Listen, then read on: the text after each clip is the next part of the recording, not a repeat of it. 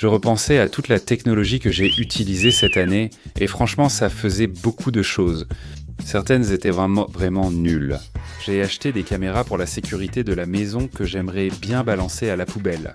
Mais j'ai aussi acheté plein de trucs que j'ai trouvés vraiment géniaux. Donc dans cet esprit, voici une vidéo de quelques-unes de mes technologies préférées de l'année. J'ai de nombreux produits à présenter, mais il y a quelque chose de spécial que j'adore faire pendant les fêtes, et je le fais depuis longtemps. D'abord, les coups de cœur. Des choses si efficaces que je n'y pense plus. Batterie externe encore, DXK à 45 € avec câble USB-C et prise murale intégrée. Rien d'autre à prendre. J'en ai acheté 5 sur TikTok grâce à une offre. J'en garde un dans mon sac à dos, un dans le sac à main de ma femme, un parfois dans la voiture, et 2 pour les enfants. Je n'ai plus pensé à la logistique de recharge depuis, genre février, Taurus Minimag. Cela vient d'un partenariat réalisé plus tôt cette année. C'est du Qi magnétique et très fin. 5000 mAh, ça tient littéralement dans ta poche. Et ça coûte 35 $ aussi.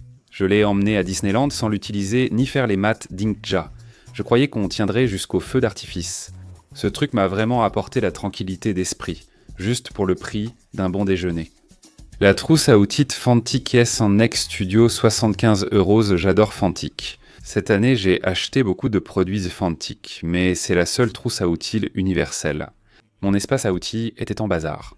Il y a un tournevis électrique, des embouts de précision, des outils pour faire levier, une pince à épiler, vraiment tout le nécessaire. Un seul coffret suffit pour démonter des appareils électroniques et resserrer des poignées de placard, même après longtemps.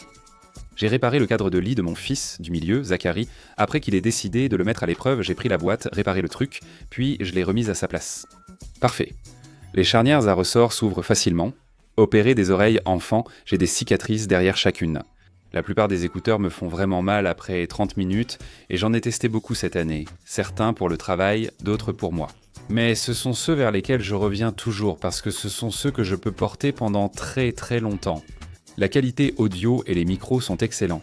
Shure fait vraiment de très bons écouteurs. J'aurais probablement pu choisir presque n'importe quel casque Shure, mais je trouvais que ceci offrait nettement le meilleur rapport qualité-prix. Aeromax 7. J'ai eu une connexion 5 Go bridée avant par mon ancien routeur, mais ce n'est plus le cas. Après une seule configuration, je n'ai plus besoin de l'application. Avant, ma femme me contactait souvent à cause des coupures Wi-Fi pendant ses émissions. Depuis des mois, plus aucun message de ce type. Je l'ai installé, je peux tout faire, mais l'application reste très facile à utiliser. J'aurais même confiance en ma mère pour y aller et savoir quoi faire. Norme long pour un bon produit, le récepteur Sony STRAN1000 et ce truc, il vient juste d'arriver, il est encore dans la boîte. Je ne l'ai pas encore installé, mais j'ai hâte que tout fonctionne. Mon ancien récepteur Morant tombait lentement en panne, et j'ai passé beaucoup de temps sur Reddit et à lire les avis pour essayer de trouver par quoi le remplacer. Pour profiter du 4K à 120 Hz avec VRR sur PS, 5 ou Xbox, ton récepteur doit gérer HDMI 2.1 sinon il limite les performances. C'était un vrai casse-tête et de nombreux récepteurs, même chers, n'y parviennent pas. Celui-ci le peut. J'ai aussi beaucoup de choses branchées. Il gère mes consoles, mon Apple Télévision, mes boîtiers de streaming, d'autres boîtiers de streaming aussi, tout vers un seul hub, et il gère tout ça sans problème. Il fait le changement tout seul, c'est top. Voici donc ce qui a discrètement facilité ma vie cette année. Pas de courbe d'apprentissage, pas de prise de tête, c'est comme si la moitié des problèmes étaient résolus. J'y fais appel tous les jours sans même y penser, ce qui est, je pense, le plus beau compliment que je puisse faire. Et tout ça aussi. Je veux vous parler du calendrier pour corriger un problème dont j'ignorais l'existence. Voici le calendrier intelligent, Cozy LA, parmi de nombreuses autres options ici. C'est simplement celui que j'ai, les autres font sûrement pareil. J'ai 3 enfants. Mes fils font du baseball, Olivia danse, je voyage pour le travail, ma femme a son emploi du temps, et j'oublie de vérifier notre calendrier Google partagé. Vers 16h, ma femme me rappellerait « Tu sais qu'Olivia a danse à 17h ?» Comme beaucoup, je faisais semblant de savoir alors que ce n'était pas le cas, ce qui nous agaçait tous les deux. Ce truc a réglé le problème. Accroché dans la cuisine, il est visible de tous. Plus d'excuses pour ignorer sa présence. Le nombre de fois où on dit « Attends, c'est aujourd'hui, Odette, ce genre de choses est tombé à 0. » Je ne sais pas comment quantifier la valeur d'avoir moins de petites disputes avec votre conjoint, mais c'est vraiment énorme. Cette année, j'ai plongé dans l'émulation, tout a débuté avec un seul appareil. Je voulais rejouer à de vieux jeux GameCube et l'instant d'après, j'avais déjà acheté. Au final, j'avais environ 6 émulateurs portables différents. C'est devenu un vrai problème jusqu'à ce que je tombe sur ce petit bijou, Mita RetroAd Pocket Flip 2. C'est celui qui a survécu à mon grand ménage d'émulateurs. Selon le moment où vous l'achetez, je crois qu'en ce moment, la version Snapdragon coûte à peine un peu plus de 200 €. Design à clapet, évidemment, écran AMOLED, il fait tourner tout ce que vous voulez, de la GameCube et de la Wii à la PlayStation 2, voire même des jeux Switch, si vous êtes prêt à bidouiller un peu les réglages. Ils l'ont fait en violet, ça ressemble exactement à ma GameCube. Je ne prétends pas que l'esthétique n'a pas pesé pour au moins 40% dans mon achat ici. La charnière est agréable, l'écran est magnifique, il tient dans ma poche. Évidemment, il faut préciser ici que vous devez posséder les jeux, tout ce genre de choses. Si c'est le cas et que vous voulez l'émuler, je peux presque tout faire. C'est vraiment génial. Le Lenovo Legion Go S. Avec ce bleu unique, je crois être le seul à l'avoir.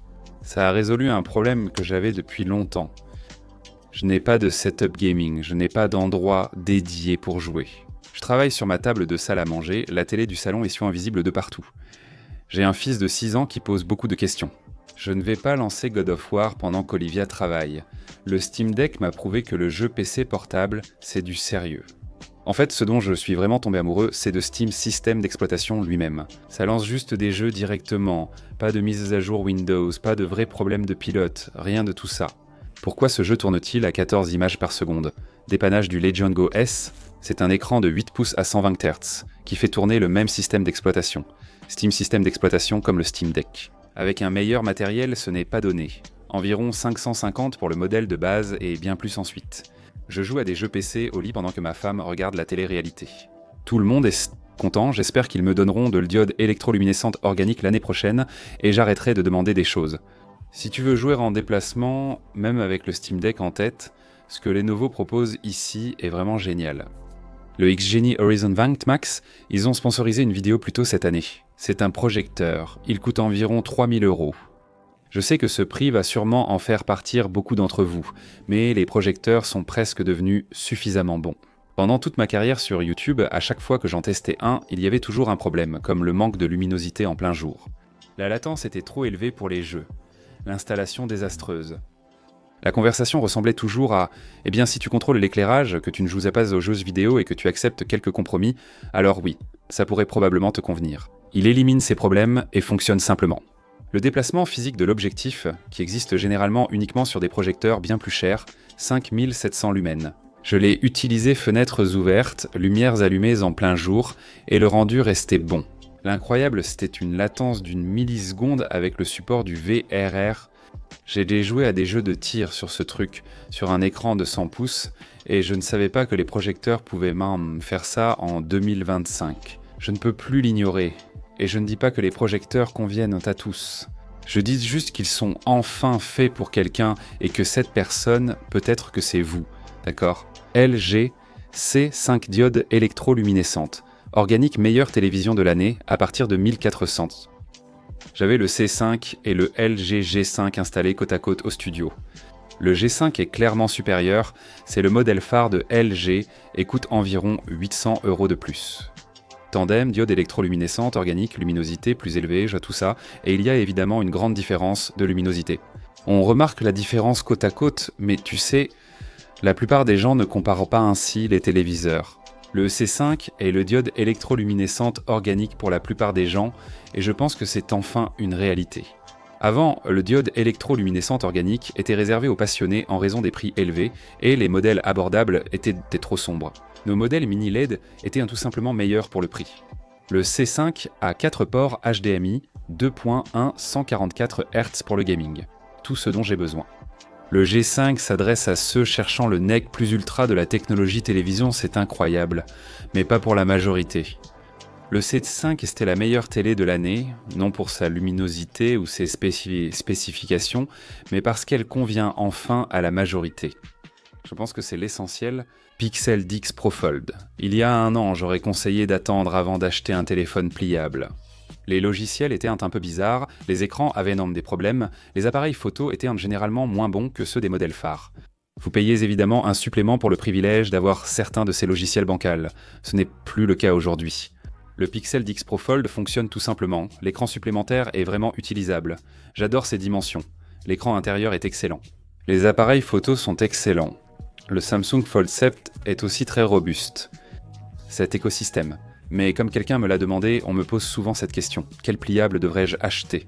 Mes réponses changent. Et cette année, je suis passé de probablement Samsung à je pense que ce que fait Google est vraiment cool. Moins technologique, mais j'ai remplacé mon Apple Watch par une montre mécanique il y a quelques mois.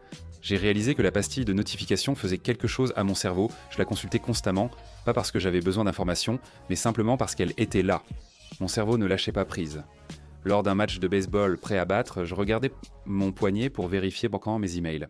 Cela ne m'améliorait pas au travail, ni plus présent, mais me rendait nerveux, anxieux et distrait, ce que je n'aimais pas, même avec les notifications désactivées. Je n'aimais tout simplement pas l'avoir au poignet, alors j'ai commencé à m'intéresser au moins davantage aux montres mécaniques. Celle-ci est une Tudor, il y a beaucoup d'options disponibles.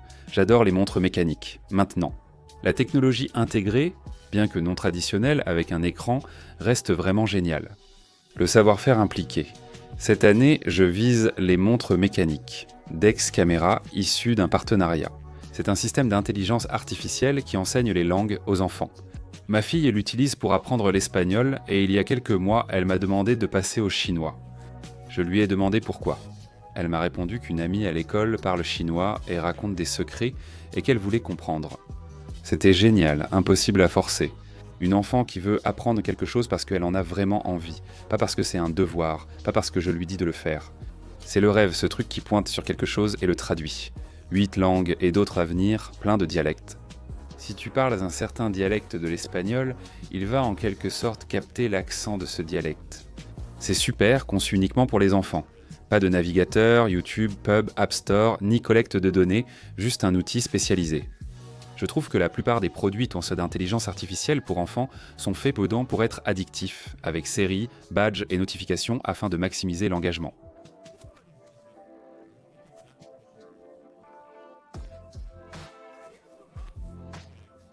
J'ai vu les chiffres, Apple doit sûrement débattre en ce moment de la poursuite de la gamme. Mais je pense que c'est mon téléphone préféré que j'ai utilisé depuis des années. Nous l'avons annoncé. Je l'ai écarté à cause d'un seul appareil photo et d'une batterie plus petite, ce n'était pas le Pro Max. J'ai toujours eu de bons téléphones, mais pas pour moi. Je dois l'avouer, c'est peut-être un peu gênant. J'ai passé des années devant la caméra à vous dire que les spécifications ne devraient pas compter, que l'expérience compte plus. Achetez selon vos ressentis et ce qui vous convient. Pas selon l'apparence, comme pour une statue. Mais à chaque fois, comme un idiot. Chaque septembre, j'achetais le Pro Max. Meilleure batterie, appareil photo et stockage au maximum. Je disais une chose et j'en faisais une autre. Et je ne m'en suis vraiment rendu compte que lorsque ce téléphone m'a forcé à, y réfléchir. Après 3 semaines avec l'iPhone R, je l'adore. L'appareil photo est correct, la batterie tient bien. En le rechargeant un peu pendant que je conduis. Mais la façon dont il tient dans ma main, la façon dont il disparaît dans ma poche, franchement, j'adore ce truc. J'ai mis un short de sport à l'entraînement de mes enfants et il n'a pas bougé, une première. D'habitude, je dois serrer fort le nœud. J'acceptais simplement les poches qui pentaient comme un prix à payer pour un téléphone haut de gamme. Et il s'avère que c'était un choix que je faisais sans même me rendre compte que c'en était un. J'espère qu'Apple ne va pas abandonner ce truc, j'espère qu'il y aura une deuxième génération. La fiche technique dit que c'est une régression. Mais dans ma vie réelle, c'est une énorme amélioration. Pour moi, c'est le téléphone Apple le plus intéressant depuis l'iPhone X. J'aurais pu en dire plus, mais voici ma liste. Je crois qu'il y a un fil conducteur dans tout cela. 2025, c'est l'année où il n'était plus nécessaire d'être passionné pour avoir du matériel haut de gamme.